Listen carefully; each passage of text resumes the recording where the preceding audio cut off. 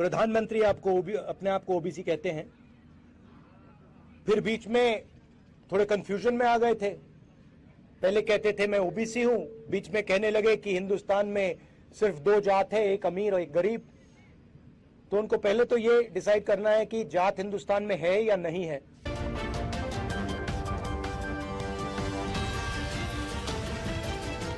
जहां भी हमारी सरकार है, हम जाति जनगणना कर रहे हैं, 50% का जो कैप लगाया है, आर्टिफिशियल कैप लगाया है, अनफेयर है, तो हम हटा देंगे। रिजर्वेशन का जो 50% का कैप है, हम इसको खत्म कर देंगे। और आदिवासी जो हैं और दलित जो हैं, उनके रिजर्वेशन को प्रोटेक्ट करके हम पिछड़े वर्ग के लोगों को रिजर्वेशन देंगे। हाँ जी। और आखिरी बात सुनिए, जो इसमें दो चीजें हैं। और एक है कि जनरल कास्ट के भी गरीब लोग हैं, ठीक है, तो उनको भी नहीं छोड़ना है।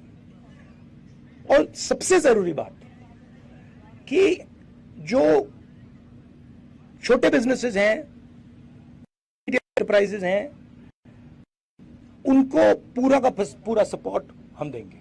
नोटबंदी ने, जीएसटी ने इन लोगों को खत्म कर दिया है। तो जो रोजगार क्रिएट करते थे, जो देश को रोजगार देते थे, उनको नरेंद्र मोदी जी ने, अदानी जी ने नोटबंदी, जीएसटी लागू करके उनको खत्म कर दिया है।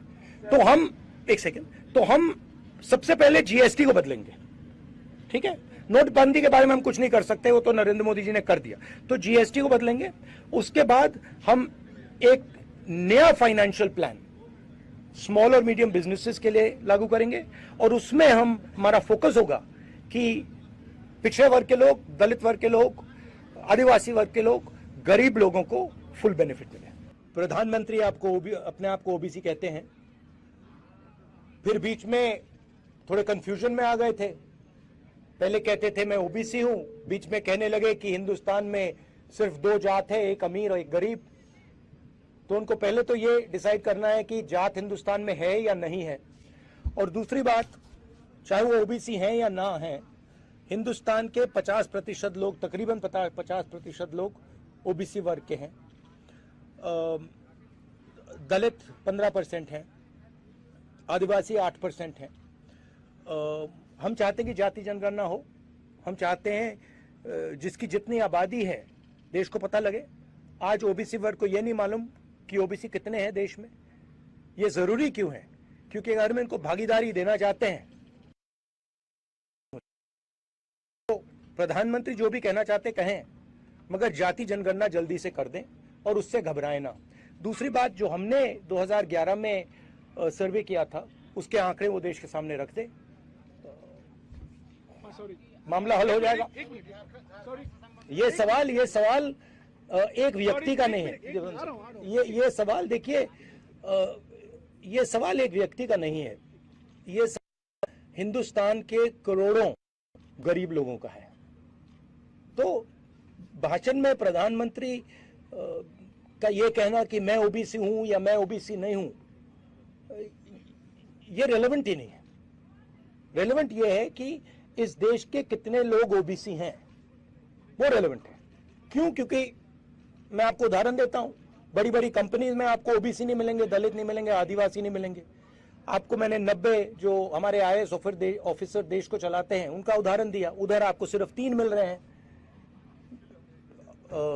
हेल्थ केयर सिस्टम में, एजुकेशन सिस्टम में आपको ओबीसी, दलित, ट्राइबल नहीं मिलेंगे। तो मैं ये सवाल उठा रहा हूं, इस देश में हिस्सेदारी किसको मिल रही है? कॉर्पोरेट सेक्शन में मैंने आपसे पूछा, 200 सबसे बड़ी कंपनियां हैं, 500 ले लीजिए। उसमें से आप उनके सीनियर मैनेजमेंट में आप मुझे ओबीसी नाम दे दो, दलित नाम दे दो, आदिवासी नाम दे दो। आप नहीं। क्यों? क्योंकि वहां मेडिकल सेक्टर में मैं पूछता हूं आपसे, प्राइवेट मेडिकल सेक्टर में वहां नहीं दे पाओगे। प्राइवेट एजुकेशन सेक्टर में पूछता हूं, वहां नहीं दे पाओगे। दिल्ली में जो हमारा सरकार को चलाते हैं, उधर 90 लोग हैं आईएएस ऑफिसर्स, उसमें से 3 ओबीसी वर्ग के लोग हैं। 5% बजट का उन पर कंट्रोल है, कोने में बैठे रहते हैं। आबादी 50% है। तो अगर आप लोगों के साथ अन्याय करेंगे, हर कदम पे अन्याय करेंगे, तो भारत कैसे जुड़ेगा? आप क्या कह रहे हो और बीजेपी क्या कह रही है? अन्याय होना चाहिए। ओबीसी वर्ग का जो हक है उसको मिलना नहीं चाहिए। दलित वर्ग जो है, आदिवासी वर्ग जो है, उसका हक नहीं मिलना चाहिए। कैसे जुड़ेगा भारत? इसीलिए हमने न्याय शब्द भारत जोड़ो शब्द के बीच में रखा है। अन्याय के भारत में भारत जुड़ ही नहीं सकता। अब मैंने आपसे पूछा 200 कॉर्पोरेट्स हैं, आप मुझे एक नाम नहीं बता पा रहे। मैंने आपसे पूछा भैया ठीक है, आप कॉर्पोरेट का शायद जानते नहीं हो, बड़ी बड़ी मीडिया कंपनी में मुझे एक नाम दे दो। अच्छा छोड़ो, आप रिपोर्टर्स में से मुझे दिखा दो आदिवासी कौन है, हाथ उठाओ ना। तो देखिए, देश के सामने सबसे बड़ा मुद्दा अन्याय का है और सबसे बड़ा अन्याय दलित आदिवासी पिछड़ों के खिलाफ हो रहा है। इसीलिए मैं इसको रख रहा हूं और इसीलिए मैं जाति जनगणना के लिए लड़ रहा हूं और मैं पीछे हटने वाला नहीं हूं। प्रधानमंत्री जो भी कहे, पूरे देश में ED, CBI, income tax opposition पर आक्रमण कर रही है। इन इंस्टीट्यूशंस का मिसयूज हो रहा है, जबरदस्त तरीके से मिसयूज हो रहा है। ये रियलिटी है आज की पॉलिटिक्स का। कोई प्रॉब्लम नहीं है। उन्होंने यहां कोशिश की, सरकार गिराने की कोशिश की, हमने रोक दिया, तो हम लड़ते रहेंगे। मगर यह सच्चाई है कि चाहे वो इलेक्शन कमीशन हो, चाहे वो एजेंसीज हो, चाहे वो ब्यूरोक्रेसी हो, चाहे वो पुलिस हो, इन सब का मिसयूज हो रहा है। पूरे देश में मिसयूज हो रहा है। हाँ जी, आजादी के लिए हम लड़े, हरी क्रांति हमने दी, सफेद क्रांति हमने दी, एजुकेशन सिस्टम हमने लागू किया, जनता के साथ मिलकर टेलीकॉम रेवोल्यूशन हमने किया।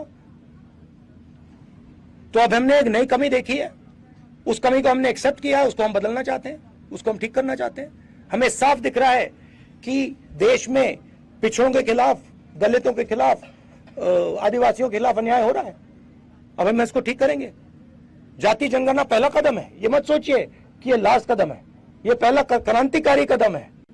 इसके बाद काम शुरू होगा।